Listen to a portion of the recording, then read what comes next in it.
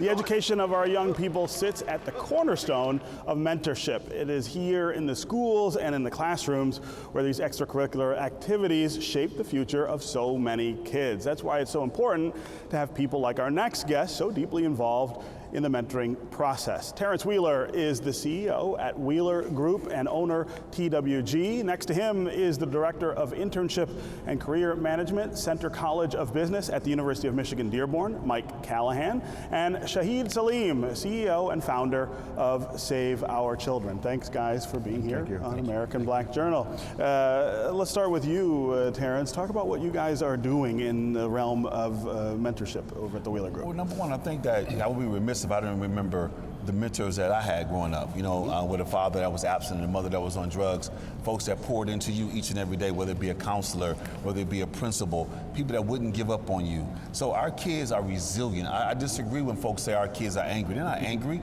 They resent the fact that adults haven't done their job. There's a sense of abandonment, a sense of neglect. If they have one person in that building that believes in them, that kid comes to school each and every day with the intent on learning. Once we receive that translation of education, we have the power as adults to change the trajectory of our young people. If we believe in them, we generate belief each and every day. Kids are on the bus line at 6 o'clock in the morning. Some kids are hungry, they're homeless, they're not thinking about homework. So you've got to pour into that young kid. You've got to meet them where they are and take them where they need to be each and every day.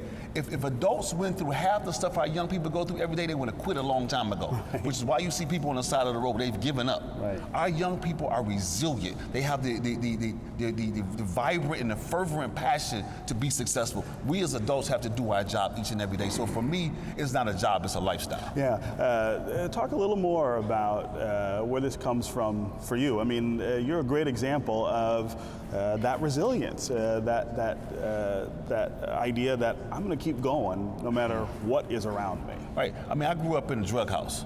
So if I grew up in a drug house and was able to ascertain a couple degrees, it's not because of me, it's because somebody poured into me. Somebody helped. I sat on the shoulders of a Perry Watson, a Ed Martin, a Jake Boyd, a Coach Smith, a Cheryl Harshaw, folks that believed in me. It's not your conditions, it's our decision making that determines our destiny. And if we can tell our young people, if I can do it, so can you. Yeah. I'm no different than anybody else. If your effort matches your desire, you can be successful. And success is really simple, Steve. It's setting a goal and accomplishing it. So for me, it's saying, hey, listen, I did it, so can you. Let me help you. I have a young man right now who did 7 years in prison, went to prison at 16. Came out at 23, I met him 7 months ago. I said, if you keep working hard, I'm gonna get you in college. Right now, he's at WC3, starting power forward with a 3.7 grade point average. So it's not about me, it's about them. It's bigger than any of us, but collectively, we can get it done together. And that idea that no one is ever really lost. Right. Someone may be off the path, but you can always pull them back. Absolutely. I mean, the effort. I was off the path for a minute just because of my certain conditions in my neighborhood, just running with certain people because they're your friends. And if I can go from running from the police to being awarded by the police, getting an award from the FBI, that says a whole lot coming from a community that we didn't talk to the police when I was younger. Right. So to have those relationships and say, listen, you can be successful. You can go from last to first, turn around, go in the other direction, and keep pouring into our young people. Yeah. Michael, as an author and former member of the corporate world, you're now teaching students to try to incorporate this whole idea of mentorship and giving service into their careers. Talk about how that looks at U of M Dearborn. First off, I've just got to comment on what Tarence was saying. It's such an inspirational story, and it really is. It's really wonderful to be exposed to some of the stuff that's going on. Essentially, the way we approach this is, like you say, I've been was in the corporate world for 25 years, and had the opportunity to work in the university now for 10 years, and so we really work on trying to help students not approach it from, gee, I hope somebody gives me a job, but really being empowered and taking control of their careers and their lives. And so the framework that we use is we help students understand the skills and knowledge that they need, because that's what recruiters are looking for. Can you do the job?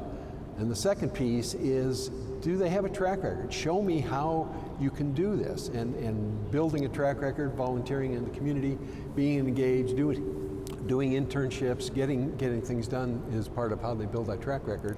And then the third is building relationships and building connections. We've got a very strong commitment from our student body to be involved in student organizations, so they have the chance to give back to the community and do their own mentoring with with the knowledge and the skills that they build.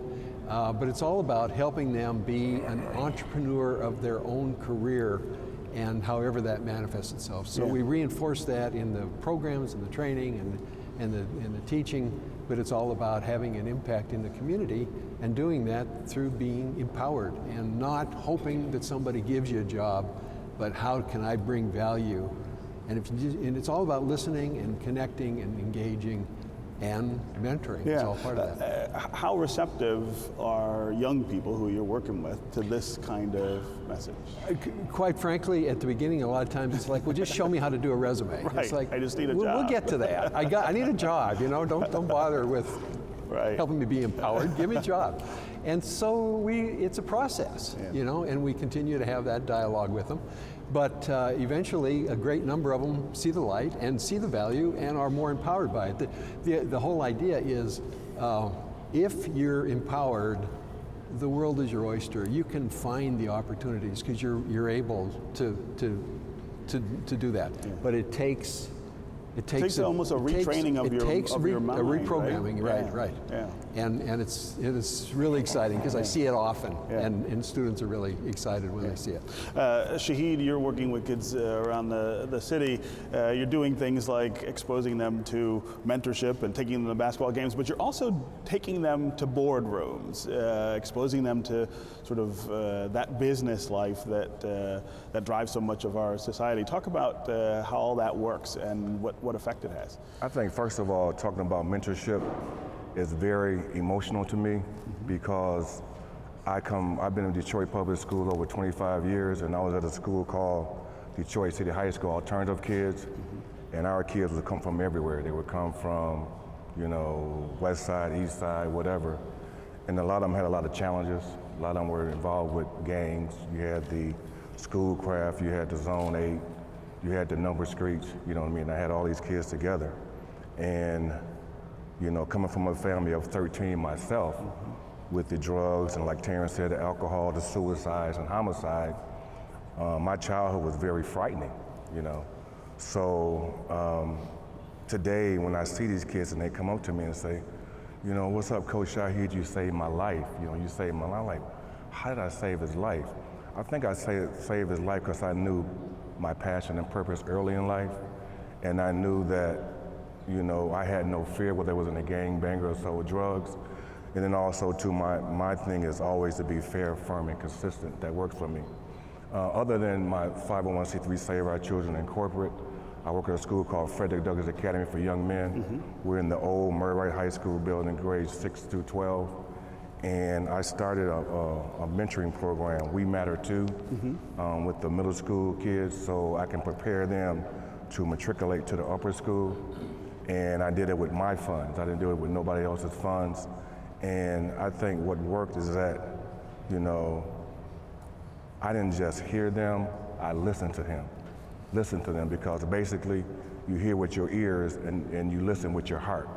So I think that a lot of times we have to take time out to listen to these kids. They'll tell you what they need. They'll tell you, they're hurting. I mean, I thought, that when I got in a climate and a culture where they're conducive to open up, they went from crying, they went from saying, I hate my mother, to laughing and smiling and having a relationship with their mother. So I think everything in life is about relationship, but we definitely have to listen to these kids. Yeah, that thing you said about fearful, that your childhood was fearful, that's a really prevalent dynamic in the city, and it's one that I don't think a lot of people really understand, that is what drives childhood for a lot of kids, and that's where that mentor makes a difference, that this is someone you don't have to fear. This is someone who's not going to put you in a situation that you have to fear. Yeah, back in the day, we had that old traditional jail mentors. On Sunday mornings, we walking around going to play basketball. You had the old man on the porch say, come here, young man, why are you not in Sunday school? You know what I mean? But now it's different. A lot of people don't want to be mentors because they fear our kids. How can you fear kids? Right. So we got to come together, and make this thing happen. Yeah. Go ahead, Tom. So to piggyback on what Coach was saying, it's a trust factor. If that kid trusts you, that kid know that you're going to be consistent in their life. You're going to be unapologetic about your commitment. There's traffic on the extra mile. I know that I can go to you. You say you're going to be here on Monday, you show up on Monday.